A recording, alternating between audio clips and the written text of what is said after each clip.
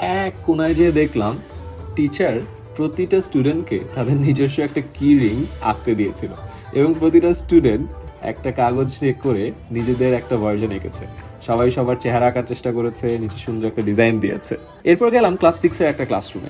White board দেখলাম। ওই বোর্ডে যেয়ে দেখলাম আরো অনেক ম্যাগনেটিক জিনিসপত্র। ছোট ছোট কালারফুল ম্যাগনেটিক পিন আছে, যে পিন দিয়ে অনেক কিছু মার্ক করা যায়। ম্যাগনেটিক রুলার আগেই দেখেছি, এখন আরো ছোট ছোট ম্যাগনেটিক রুলারগুলো দেখলাম।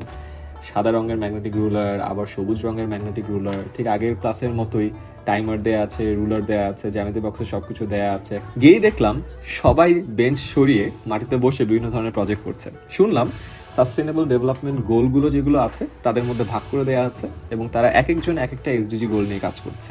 কেউ সব বড় একটা পেপার নিয়ে সেখানে আঁকাকি করছে, কেউ পোস্টার প্রেজেন্টেশন রেডি করছে। আবার আরেক সাইডে দেখলাম কেউ কেউ আবার নিজেরাই কাগজ নিয়ে বিভিন্ন ধরনের জিনিসপত্র তৈরি করছে।